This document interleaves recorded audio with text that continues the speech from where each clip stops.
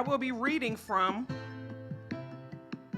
Proverbs, the book of Proverbs, chapter 3, verse 5 through 6, NIV, and then I'll jump over to the Amplified version.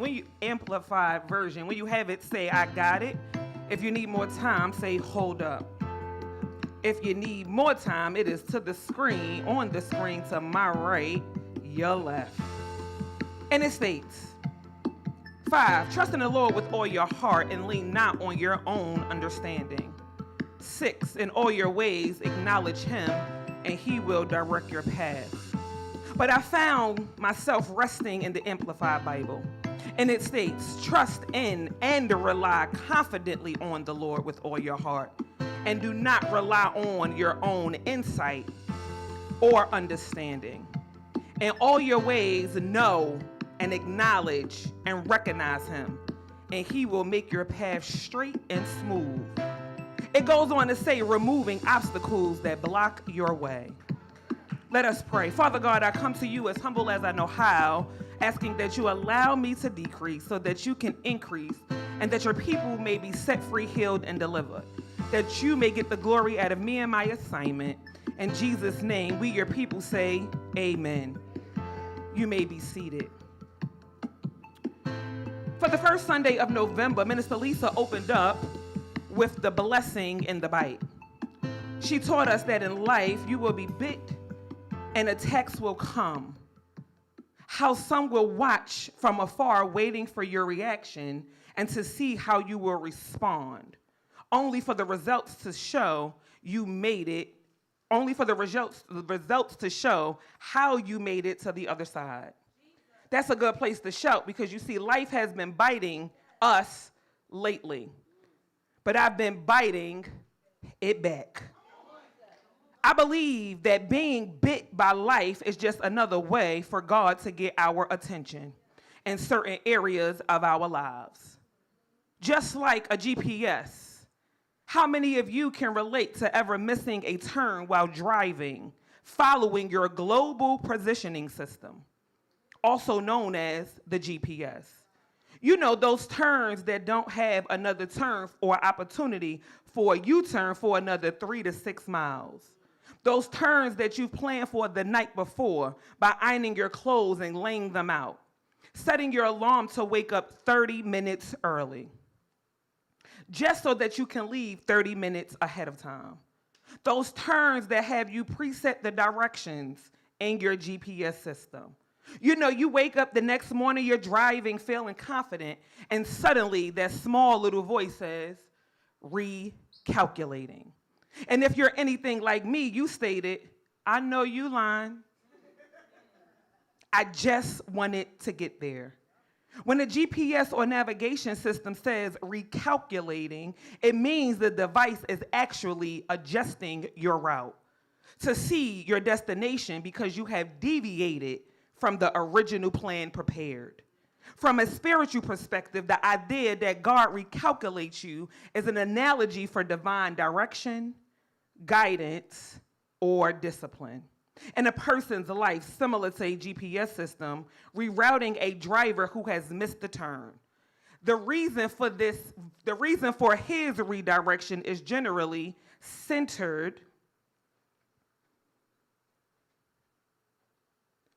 on growth, spiritual growth, alignment with a divine purpose, and a personal connection.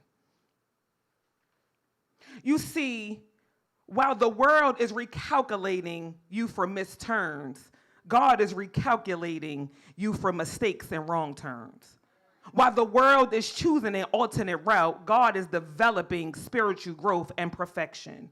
While the world is recalculating traffic and road conditions, God is protecting us from unseen dangers and stagnation and or complacency. While the world is recalculating for poor GPS signals, God is recalculating us for misplaced priorities and worldly affections. While the world is recalculating map inconsistencies, God is fostering trust and humility and fulfilling a greater purpose.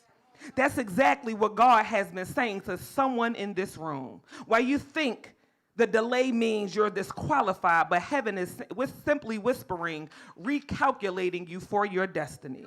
You're not lost, you're being led. You're not late, you're being aligned. You're not broken, you're being built on a different route. Tell your neighbor the title of this here assignment is Being Rerouted for Destiny. Look to your other neighbor because maybe that one feels some kind of way because you're being rerouted and they're not. Look to the other one and say, being rerouted for destiny. Now tell yourself, we are being rerouted for destiny. Here in the book of Proverbs, written by King Solomon for all of Israel, the wisdom was ultimately intended for the entire covenant community of Israel, teaching them how to live a life that is right, just, and fair, under God's authority. For our time together, I would like to challenge you to reflect on God's positioning system. Yeah, God's GPS.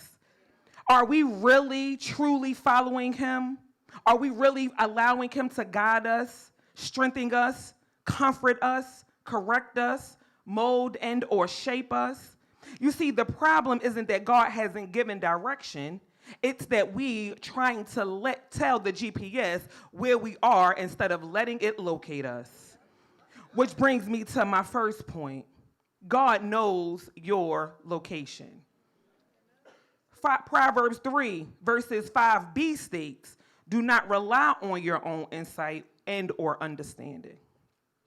Location is defined as a particular place or position. How many of you can identify and or testify that in this season you may feel out of place and or out of position? You know, as I start this new position at work, I feel out of position sometimes. I feel like this is not my place because for the last 10 years, my place has been in the classroom. I knew what the assignment was. I knew what I had to do. I knew the lesson plan was due. I knew what I had to teach the kids. I knew some of the standards, frontwards, backwards, inside and out. I knew the behaviors that my kids were going to display on a Monday and a Thursday. I knew that as we prepare for Thanksgiving, that some of them might not eat Thanksgiving Day. I knew that they might not have what I'm going to have. So I knew the position that I had to play. But now as I enter into this role of dean of middle school, sometimes I feel out of place. I feel out of position because some of these people have been in this role for years. So they know the ins and the outs like I knew the ins and the outs of the classroom. But every day God keeps telling me that I'm rerouting you for destiny. He said, I need you to get up every morning, put one foot in front of the other and let them know that I put you at this table in this season. So stop feeling out of place and out of position and you put your head back and you go in there and let them know, good morning, because destiny has arrived. I don't know about you, but sometimes we feel out of place. For my young people, we don't look the way our classmates look. We don't dress the way our classmates look. Some of us have short hair. Some of us has natural hair. Some of us has weave. Some of us can't afford. But baby, you are destined for destiny. So I don't know who I'm talking to, but I need you to tell yourself that I'm destined for destiny. Even though the position have not fit me yet, doesn't fit yet, but this is where I'm supposed to be. So location is defined as a particular place or position. How many of you can identify and testify again that in this season you don't feel like you're in the right place? Like a GPS, before you can get help, you have to be located. Before God can move you forward, he meets you right where you are. I don't know who that's for, but I need you to go ahead and decree and declare that, God, I need you to meet me right here. Broke, busted, and disgusted. I need you to meet me right here. Bills is not paid. I need you to meet me right here. House is going on for sale. I need you to meet me right here. Getting ready to bury my mother. I need you to meet me right here. I need you to know, God, mother, that you are destined for destiny. Listen, he said, I'm going to meet you, but you have to allow him to locate you. A lot of us want to wait till we get it all together. We got the best perfume, the best bag, the new Jordans, the new North Face. He said, I want to meet you right here. They want the Lululemon. They want the iPhone 16. I need to meet you right here with this good old Android and this school laptop. Right here is where we need to meet. Listen, Proverbs 3:5b says, it states, before God can move you forward, he meets you where you are. Proverbs 3:5b tells us, do not rely on your own insight or understanding, solely because our reasoning can be flawed and or incomplete. I'm sure about 8 of you can testify that you started out with the GPS once before, and you started recognizing some familiar locations. Oh, I know where I'm at. Seen this Popeyes before. I know that Chick-fil-A. Oh, that's AHOP. Okay. And you immediately turned the GPS off, all because you recognize something familiar. But how many of you know that even in those times, the GPS only will take you but so far once you turn it off? Because you didn't know that there was a detour ahead. So now you are being rerouted another way. And as you are being rerouted another way, this area does no longer look familiar. You see, when you depend on your own sense of direction, you'll mislocate yourself. But when you follow God, he never loses the signal. We can't lean into our own thinking, but we must lean into the one who has already know where we are. Proverbs 28:26 said it best. Trusting one's own mind is foolish and suggests seeking a higher source of wisdom. Turn to your neighbor and let them know that God knows exactly where you are. Broken, busted, and disgusted, God knows. Sad and lonely, but never alone, God knows. Grieving the loss of heartbreak, God knows. Laid off and or furloughed, God knows exactly where you are. He knows in this season.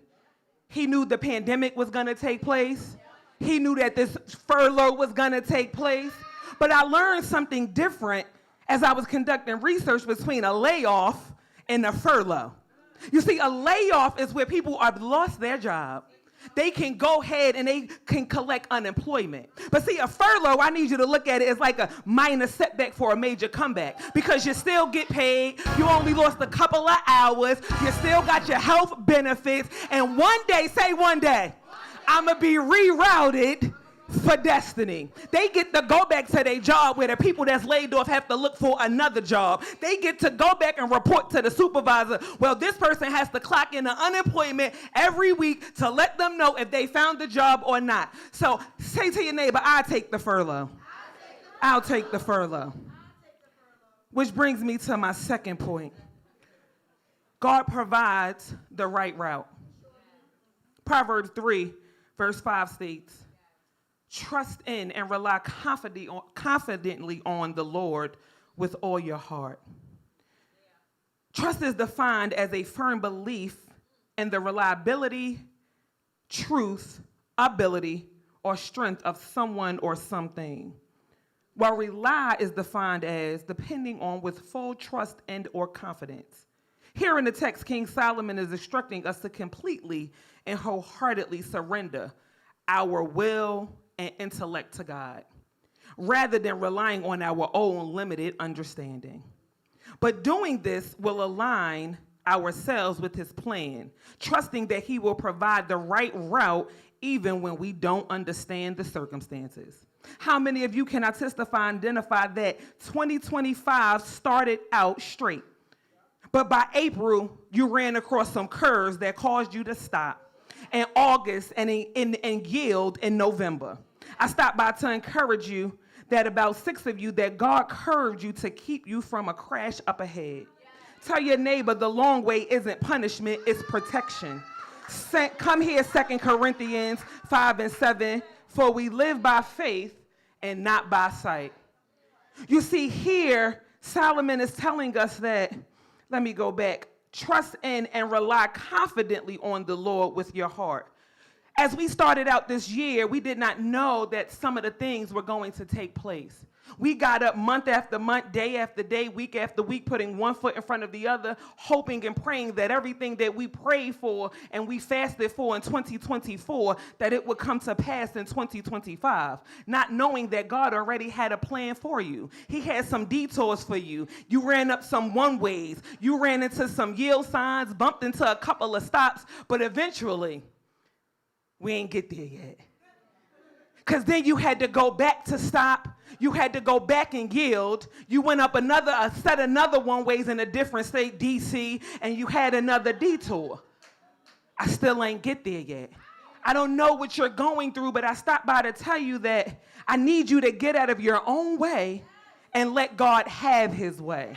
Because if I don't know one thing for sure and another thing for certain, he is the way. He said he would never forsake you. He would never leave you. He said if you put one foot in front of the other, put your hand in his hand, he will make a way. So God, I thank you for making a way. I thank you for making a way. I thank you for how many of you are happy of the detours in your life? See, while we looked at that as a setback, that was a comeback. It blocked you from some danger seen and unseen. It took you off the path of running into some crashes up ahead. It had you not run into a water main break. It kept you from getting in with the wrong relationship at the wrong time. It kept you from crying yourself to sleep at night after you done took all of the COVID to get yourself back together. Thank God for the detour. But then you had after you got back out of the detour, you got back up and you picked yourself back up. You came back to the amazing anointed house of prayer, and then you found yourself at a plateau, which is a one-way. You didn't know which way to go. You didn't know how you was going to get there. You just kept going this one way. Follow me, is what he said. Follow me. And as you're following him, you're like, but this is one, it's only one way. But you thinking you want to go to the left and to the right, not knowing that it's something over there. The past is over there. I talk about it a lot. This new position as God is locating me, Newports was trying to get me. I had a Newport spirit on my back, and I kept saying, God, I can't. They $20. He said, follow me. One way. Don't go that way. Because you know some people who have a fresh pack of Newports that they don't mind having you be bit to go back. They want to see how you're going to react under pressure. So if I would have went to the left when he said go this way, it's no telling what would have been ahead to bite me. He's saying go one way. One way. One way. Which brings me to my third point. God's recalculating some things. Proverbs 6a, in all your ways, know and acknowledge and recognize him. He will make your path straight and smooth. This is my favorite part in the parentheses, removing obstacles that block your way. Recalculating is defined as the system's way of reevaluating one's current position and calculating a new alternative path to your destination, based on the updated location. You see, just like a GPS, when you deviate from the plan, it tells you what? Recalculating, rerouting. Because you are off course. It told you to go straight, but because you were familiar with the area, you wanted to go off on 6B on 95, not knowing that that was shut down. And if you go and refresh the screen every now and again, it will tell you, don't go that way. Something's ahead. It's a crash. It will tell you. But because we are familiar with certain things in our lives, we always think we know best. Here, King Solomon is encouraging us to be consistent in recognizing and acknowledging God in all aspects of our lives. How many of you, every time something happens, you get in position, you get out of position, you in position, the first person that you call is who? My mother. Some people call their husbands and wives. Some people call their good girlfriend. Some people call everybody but. Nobody consults God. Nobody asks him, is this the direction that you have for me in this season? Is this what you want me to do now in this season? As we're preparing for 2026, everybody now is starting to get their New Year's resolution for January. But how about I tell you that today starts a new pay week, yes? How about today can be your new year? You can start your new year today. You don't have to wait until the ball drops. You could already be 45 days in motion. He's recalculating some things. I need you to take this time to start reevaluating 2025, 2026, 2023. I want you to take this time to reevaluate who you were in those last 3 years as we close out this year. I want you to take the time to reevaluate where you are mentally, physically, emotionally, financially. I want you to take the time to reevaluate who you are as a mom, as a daughter, as a husband, as a wife, as a son. I want you to take the time to a grandmother, godmother, aunt, uncle. I want you to take the time to reevaluate yourself over the losses that you've lost. I want you to take the time to reevaluate the times that you missed certain things, or you had offenses with certain people, or you lost certain friendships. I want you to take the time to reevaluate who you are in your friend circles, who you are in your family circles. Are you showing up as the best version of yourself? Are you being the best mom that you can be? Have the courageous conversation with your family. Ask them over the last 365. How have I been? Be prepared for the response, because all of them might not be great, but it's okay, because you need to know how people are seeing you versus how you are seeing yourself. Because of course we think we have it all together. But in the eyes of our children, in the eyes of our spouse, in the eyes of our supervisor, they are saying something, they are seeing and saying something different. So I want you to allow God to locate you so that he can reroute you so that you'll be prepared for your destiny. Here, Solomon is encouraging us to be consistent in recognizing and acknowledging God in all aspects of our lives. You know, sometimes we don't want to invite God into the areas he has full access. Now, I'm not saying that I always listen and or agree, but what I'm telling you is that you can have it, because clearly my way is not working. So therefore, this is why I speak about the things that had me trapped in one season. Newports. Because those are the things that try to get me every now and again. A cigarette. But the funny thing about it is I really don't want to smoke it. They stink. I now know it. I didn't know before, because when you're in sin, I don't know about you, because when you're in it, it doesn't show up. You're in it, you live it, you smoking it, like what you talking about? I know you lie, I don't stink. But then as I started,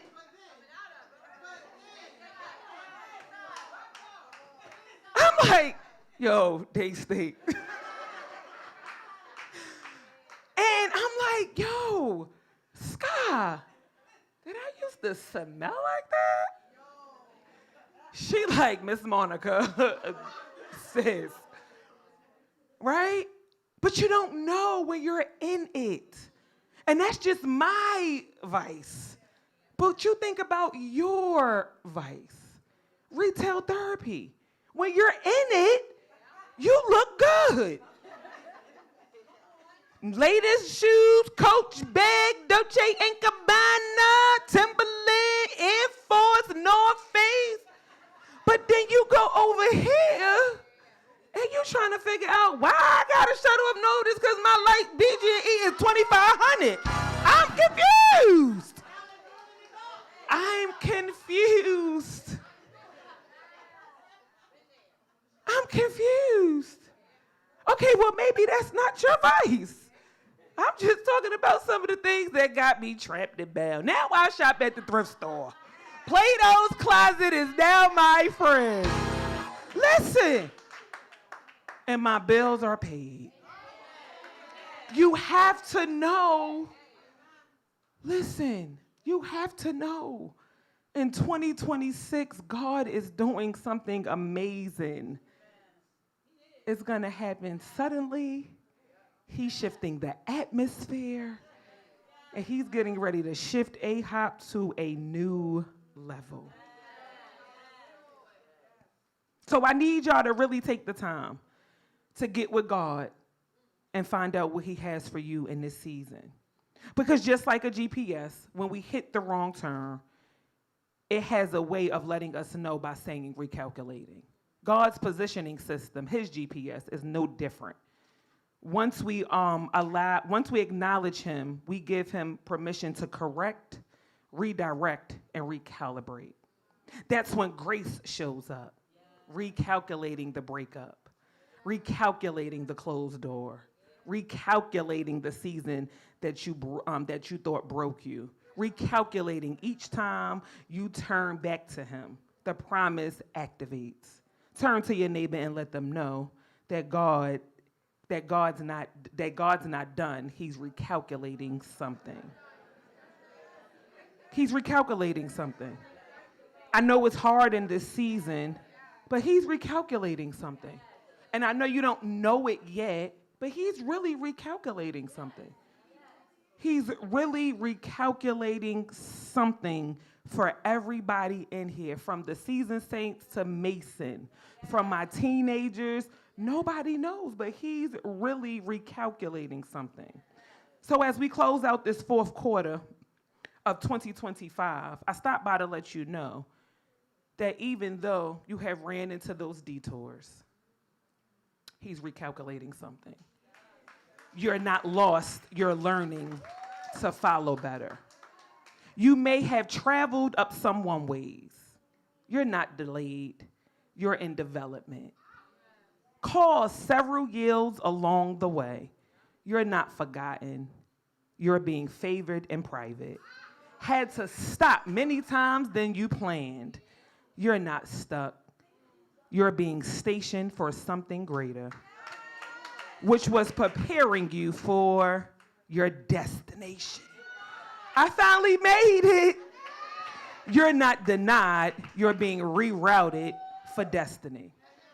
Listen, even in the midst of the storm, I like a good illustration. You know, I come from a sped background, and it's the only way I learn.